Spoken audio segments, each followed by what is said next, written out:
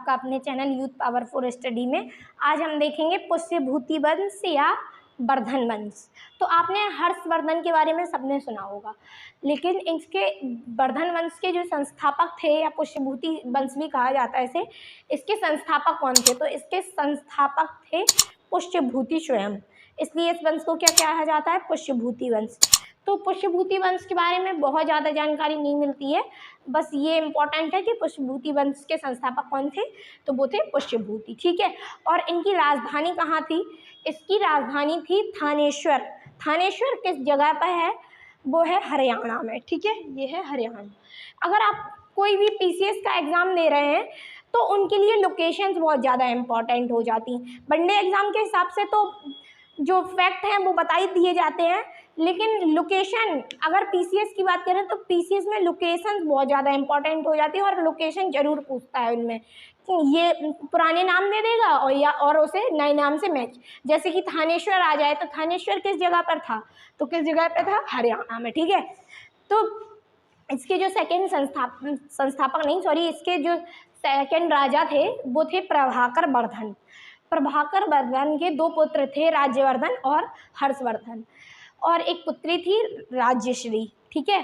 तो एक story type की है, सबने सुनी होगी कि जो राज्यवर्धन, इनकी जो शत्रु थे राज्यवर्धन की, इन्होंने हत्या कर दी थी, और ये जो राज्यश्री थी वो मौखरी वंश के शासक के यहाँ इनका विवाह हुआ था, तो उन्हें मार दिया गया था। इनकी जो पति थे उनकी हत्या कर दी गई थी, और क्या था, इन्हें बंदी बना दिया गया था। फिर जब हर्ष ने जाकर इन्हें छुड़ाया था, ठीक है। तो हर्ष का निकनेम, यानी कि इन्होंने किस उपाधि से जाना जाता है? तो हर्ष को शिलादित्य की उपाधि से जाना जाता है। ये लास्ट में जो आदित्य वाली हैं वो ज़्यादातर गुप्त वंश में देखने को मिलेंगी, जैसे कि कुमार गुप्त की महेंद्रादित्य, बलादित्य, इस प्रकार की उपाधि देखने को मिलेंगी। लेकिन क्या है, शिलादित्य अगर आ जाए तो कंफ्यूज नहीं होना है गुप्त वंश से। ये शिलादित्य उपाधि किसकी थी? हर्षवर्धन की, ठीक है। और हर्षवर्धन ने क्या था, शशांक एक शासक थे जो कन्नौज के, शशांक शासक को हराकर कन्नौज उनसे छीना था, ठीक है। फिर उसके बाद हर्षवर्धन के टाइम पीरियड में राजधानी कौन सी हो गई थी? फिर इन्होंने थानेश्वर से स्थानांतरित करके कन्नौज कर दी गई थी। उस टाइम पे कन्नौज को महोदय नगर भी कहा जाता था, ठीक है। ये हो गया। उसके बाद हर्ष के शासनकाल में क्या था, हेनसांग भारत आया था। हेनसांग ने, सभी ने हेनसांग का नाम सुना होगा। हेनसांग को क्या कहा जाता है? यात्रियों का राजकुमार कहा जाता है, लिखा है यात्रियों का राजकुमार। ये कौन था? चीनी यात्री था ये, ठीक है। फिर क्या था, हर्षवर्धन के जो दरबारी कवि थे वो कौन थे? बाणभट्ट।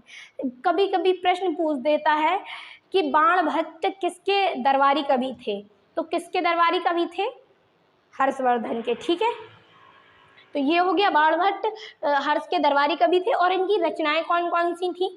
कादम्बरी और बाणभट्ट की आत्मकथा, ठीक है। ये हो गई इनकी रचनाएं। उसके बाद क्या था, नर्मदा नदी पर एक शासक थे पुलिकेशन द्वितीय। तो हर्षवर्धन और पुलिकेशन द्वितीय का जो युद्ध हुआ था वो नर्मदा नदी पर हुआ था।